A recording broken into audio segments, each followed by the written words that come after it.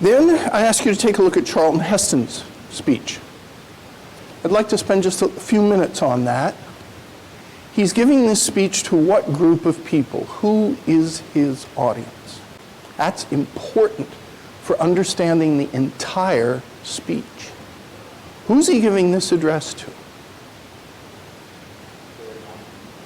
The National Press Club. And where does the National Press Club often have its luncheons? Any idea? Anybody ever watch the National Press Club or listen to it on? Well, they very often have them in Washington, D.C. And the National Press Club invites prominent figures, and that prominent figure may come and make a statement. So what amendment of the Constitution do you think the National Press Club would be particularly jealous of and careful to guard? Yes, the First Amendment. First Amendment is about freedom of speech. And the press understandably invokes the First Amendment in many instances when, say, they are asked to reveal a source, or when they are told that what they are doing is not true or improper, or they shouldn't do it. Heston is making what claim in his speech? What is his argument? He's talking to the press club. They cherish the First Amendment. The First Amendment is very important to the press, and Heston actually makes a very interesting argument about this. Yep. He argues the Second Amendment protects the First Amendment and all other amendments. Yes, and what's the logic of that argument? Having an armed populace protects against tyranny and Yes, violation that's of rights? part of it, yes. Having an armed populace protects against what he calls Big Brother, or protects against a tyranny. He says that when firearms are only in the possession of the police or the military, and only they can have firearms, then you're in a situation which endangers liberty. And then he says that is true of almost every tyranny, and he lists a number of them. What is one of the first things they do? They try to control private firearms. They confiscate them, or they try to control them. And it is true, when the British marched from, what was it, Charlestown out to Concord, what were they looking for? Yeah, they were looking for an armory. They were looking for, where did those pesky colonists get their powder? That's what they were looking for. And Heston quotes Emerson's poem about the embattled farmers. Heston has other elements to his argument. What are they? He knows that people aren't going to try to confiscate guns right away.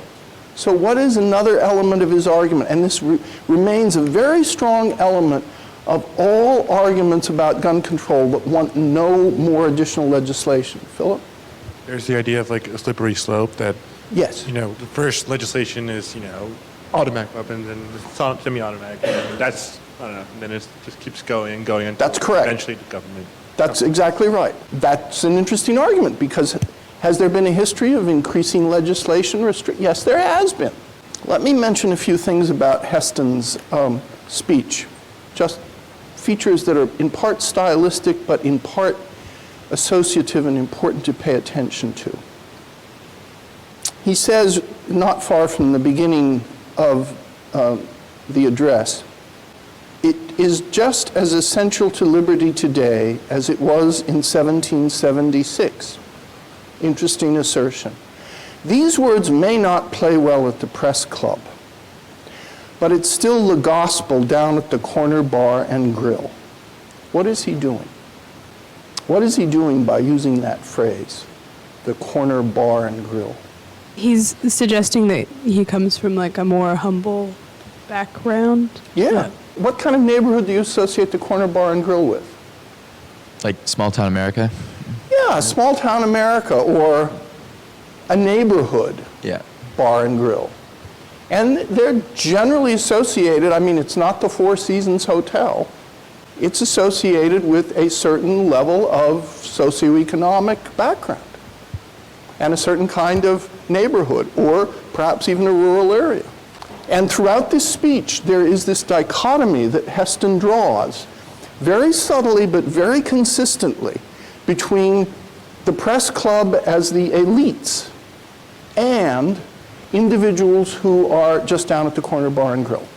I'm not passing judgment on this, but I want you to be aware of what is going on rhetorically in this speech.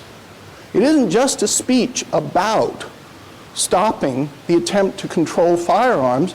It is a speech about what he calls a cultural war. He uses that phrase in the speech. A cultural war. This is the late 90s. This is more than 20 years ago. So he says, now I doubt any of you would prefer a rolled up newspaper as a weapon against a dictator or a criminal intruder. It's a kind of clever formulation. They're mostly newspaper people there. This is 1997. This is more than just an image.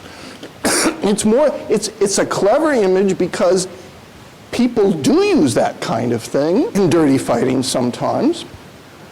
And it can be quite effective. I mean, this is just a bunch of little papers. You imagine a regular rolled up newspaper. And yet, he's cleverly implicating those at the National Press Club and their newspapers and saying, is that what you'd really prefer? If someone came into your house and threatened to kill you or threatened to, do harm to your children? It's, I think, for many, many people, a perfectly open question.